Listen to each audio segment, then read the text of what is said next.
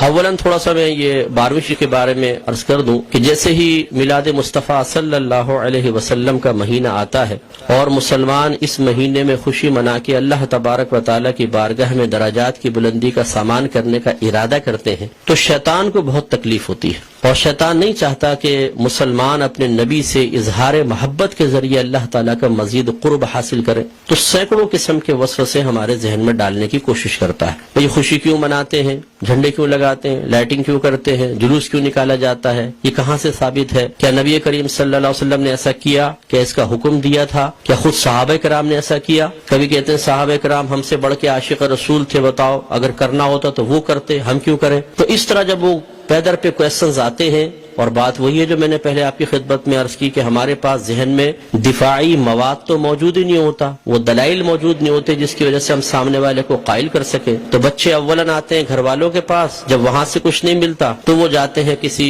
مسجد وغیرہ میں، بعض اوقات وہاں پہ بھی لفٹ نہیں کرائی جاتی۔ تو پھر آج کل علم حاصل کرنے کا سب سے پاورفل ذریعہ ہے سوشل میڈیا، پھر جا کے بیٹھ جاتے ہیں سوشل میڈیا پہ، اور وہاں پہ ہر طرح کا جاہل ترین آدمی بیٹھا ہوا ہے جس کو دین کی الف بے بھی نہیں آتی، اور معذرت کے ساتھ میں لفظ کہوں گا اس کو استنجا کرنا آتا نہیں ہے، اور وہ وہاں بیٹھا ہوا قرآن حدیث کے دلائل دے رہا ہے، اور پھر وہ الٹے سیدھے دلائل پڑھنے کے بعد تو اور انسان کا ذہن گڑبڑ ہو جاتا ہے۔ تو کچھ باتیں بس میں اس کے بارے میں عرض کر کے پھر اپنے بیان کی طرف آؤں گا۔ دیکھیں، میلاد مصطفیٰ صلی اللہ علیہ وسلم کی لغوی بحث کو چھوڑ کر ہم اس لفظ کو بولتے ہیں چند افعال و اعمال کے مجموعے پر کہ یہ ہم میلاد مصطفیٰ منا رہے ہیں، مثلا اس میں کھانا کھلانا، سرکار کے فضائل بیان کرنا، نعت خوانی کی محافل ہیں، جھنڈے لگانا، لائٹنگ کرنا، جلوس نکالنا، ان تمام چیزوں کے مجموعے کا نام رکھ دیا جاتا ہے میلاد مصطفیٰ، یہ میلاد مصطفیٰ منا رہے ہیں۔ اور اگر دیکھا جائے تو اصل میں سرکار کی ولادت پاک کی خوشی ہم منا رہے ہوتے ہیں، اس کے لیے طریقہ اختیار کرتے ہیں، تو ان تمام کو کہہ دیتے ہیں جی میلاد کی محفل ہو رہی ہے، میلاد مصطفیٰ منا رہے ہیں۔ تو پہلی بات تو یہ کہ خوشی منانا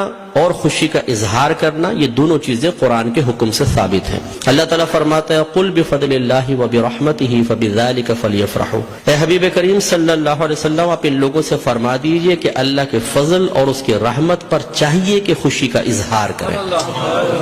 کہنے والا کون ہے؟ اللہ تبارک و تعالی۔ اور اگر میں آپ سے پوچھوں کہ اللہ کا سب سے بڑا ہم پر کیا گیا فضل کیا ہے اور اس کی نازل کردہ رحمت کیا ہے، تو ہر مسلمان بے اختیار کہے گا کہ ہمارے نبی کریم صلی اللہ علیہ وسلم سب سے بڑا اللہ کا فضل، سب سے بڑی اللہ کی رحمت کہ ہمارے سرکار کے قدموں سے ہمیں قرآن ملا ہے، ایمان ملا ہے، حتیٰ کہ اللہ تبارک و تعالیٰ نے اپنی معرفت بھی اس وقت تک چھپا کر رکھی جب تک اپنے حبیب کو ظاہر کرنے کا ارادہ نہ فرمایا، حبیب کو ظاہر کیا اور پھر اپنی معرفت ہم تک پہنچائی۔ تو ہم نے تو اپنے نبی کے ذریعے سب کچھ پایا، تو آپ سے بڑھ کر فضل اور رحمت اور کیا ہوگا؟ اور خود اللہ تعالیٰ فرما رہا ہے کہ مسلمانوں کو چاہیے، اے حبیب ان سے فرمائیے۔ یقینی سی بات ہے کہ کافر کو تو مکلف نہیں بنایا جا رہا نا، مخاطب مسلمان ہی ہوں گے، کہ مسلمانوں سے کہیے کہ اللہ کے فضل اور اس کی رحمت پر چاہیے کہ خوشی کا اظہار کرے۔ اور دوسری آیت میں فرمایا وَأَمَّا بِنِعْمَةِ رَبِّكَ فَحَدِّثْ، اور اپنے رب کی نعمت کا خوب چرچا کرو۔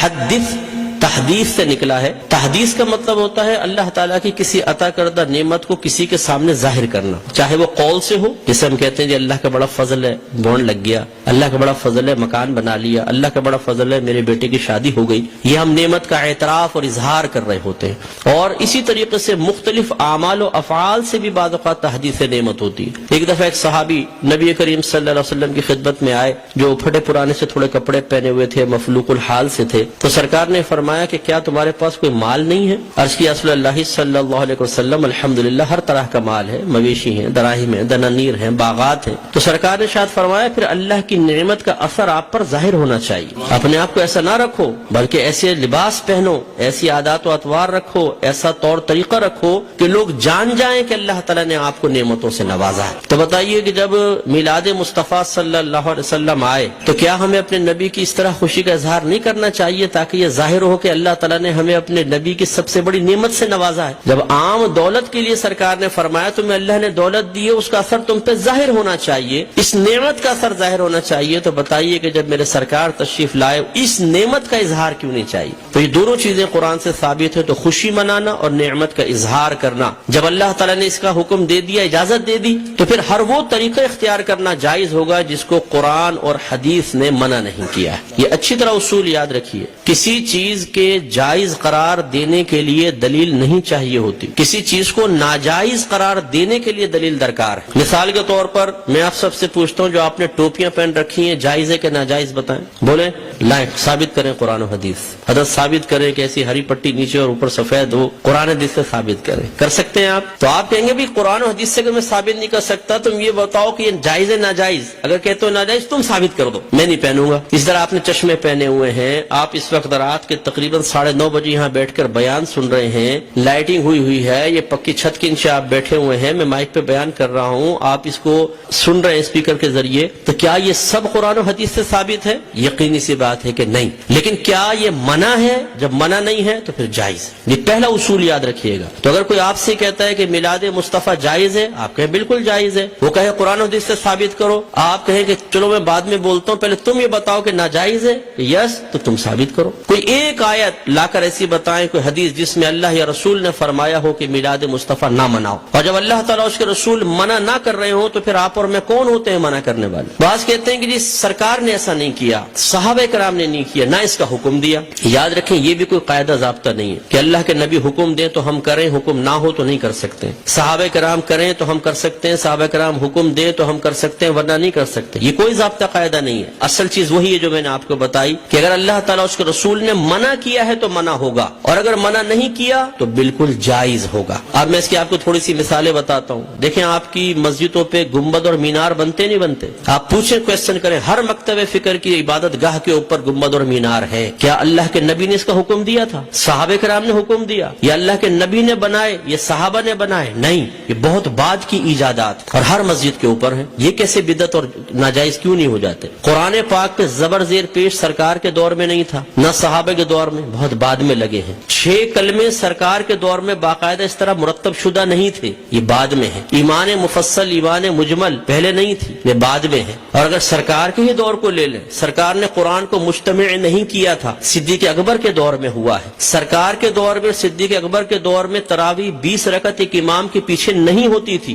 عمر فاروق رضی اللہ تعالیٰ عنہ نے کی ہے. اور ان پہلے 3 ادوار میں جمعے کی صرف ایک اذان ہوتی تھی جو اذان ثانی کہلاتی ہے. پہلی اذان حضرت عثمان غنی رضی اللہ تعالیٰ عنہ نے ایجاد فرمائی ہے. یہ ایک بازار تھا، وہاں پر ایک مقام زورہ تھا. جب مدینے میں وسعت پیدا ہوئی، اذان ہوتی تھی، دور تک آواز نہ پہنچ پاتی تھی، لوگوں تک اعلان نہ پہنچ پاتا تو آنے میں دیر ہو جاتی تھی. تو پھر آپ نے فرمایا کہ ہم ایک اذان اور شروع کریں گے جو اصل اذان سے، جو دوسری اذان ہے اس سے آدھے پونے گھنٹے پہلے بازار کے پاس ہوگی، تاکہ لوگ ہوشیار ہو جائیں اور جمعے کی تیاری کر سکیں. ہر مکتبہ فکر جو جمعہ پڑھتا ہے وہ پہلی اور دوسری دونوں اذانیں دیتا ہے. وہاں یہ کویسچن کیوں نہیں پیدا ہوتا کہ جب اللہ کے نبی نے نہیں کیا تو پھر حضرت عثمان غنی نے کیسے کر لیا؟ اس کا مطلب ہے جب ضرورت پیش آتی ہے تو یہ اللہ کے نبی کی تعلیم ہے. خود صحابہ کرام نے ہمیں تعلیم دی ہے کہ آپ کسی بھی ایسی چیز کو شروع کر سکتے ہیں کہ جس کو اللہ تعالیٰ اس کے رسول نے منع نہیں کیا ہے. اسی طرح مدارس کا قیام آپ دیکھ لیں، ان میں سلیبس ہم نے رکھا ہوا ہے. اور اسی طرح میں آخری بات بس یہ مثال دیتا ہوں، ہر مسجد میں جماعت کے کچھ اوقات مقرر ہوتے ہیں. فجر اتنے بجے، ظہر اتنے بجے، عصر، مغرب، عشاء. کیا نبی کریم صلی اللہ علیہ وسلم نے حکم دیا تھا کہ اس وقت جماعت کرو؟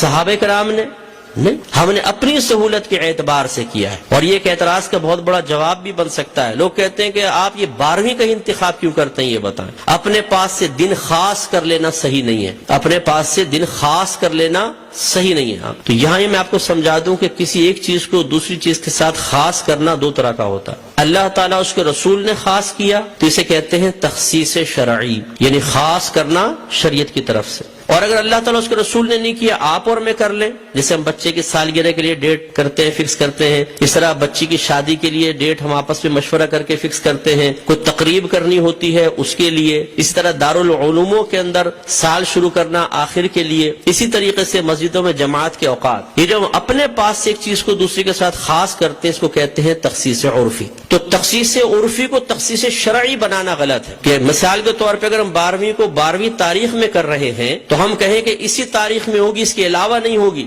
یہ غلط ضرور ہوگا. لیکن ایک چیز کو دوسری چیز کے ساتھ خاص کر دینا اگر لازم اور ضروری سمجھ کر نہ ہو اور پھر بھی ناجائز ہو, تو جتنی میں نے آپ کو مثالیں دی ہیں بتائیے پھر بیٹی کی شادی فکس کرنا بھی ناجائز ہونا چاہیے. یہ کوئی دنیاوی معاملہ نہیں ہے, نکاح تو سنت ہے. سرکار نے فرمایا نکاح من سنتی فمن رغب عن سنتی فلیس منی, نکاح میری سنت سے ہے, جو میری سنت سے بے رغبت ہوا وہ مجھ سے نہیں. تو اب جب بچی کی شادی کی باری آئے اور دولہا والے پوچھے جی کون سی تاریخ رکھنی ہے, تو کہ خبردار تاریخ فکس کرنا بنا ہے. تو شادی ہوگی کب؟ بس ہو جائے گی بغیر فکس کیے, کر کے بتائیں پھر ذرا. تو یہ مطلب ایک بے وقوفی کی سی بات ہے. تو اس لیے جماعت کے اوقات مخصوص کر دینا اور اس سے 1 منٹ بھی آگے پیچھے نہ ہونا. امام صاحب اگر 4 منٹ بھی لیٹ ہو جاتے ہیں تو لوگ یوں ٹائم دیکھتے ہیں امام کہاں گیا, اور پھر جو شور مچتا ہے پوری مسجد کے اندر کچھ امتحان ہے. خود جماعت میں لیٹ پہنچے کوئی بات نہیں, امام صاحب 1 منٹ بھی لیٹ نہیں ہونے چاہیے, بالکل وقت کے اوپر جمعہ شروع ہونا چاہیے, وقت پہ جماعت. تو جو ہم نے اپنے پاس سے خاص کیا اس میں کتنی سختی کر رہے ہیں, ہر مرتبہ فکر کرتا ہے. تو خلاصہ کلام یہ ہے کہ اللہ کے نبی کی جب یہ میلاد کا موسم آتا ہے اس قسم کے بہت سارے وساوس ہماری طرف متوجہ ہوتے ہیں. اصول بس یہی ہے کہ اللہ کے رسول نے اگر حکم نہیں بھی دیا, کر کے نہیں بھی دکھایا, لیکن منع بھی نہیں کیا, تو ہمارے لیے بالکل اس کے کرنے کی شرعی طور پر اجازت ہے.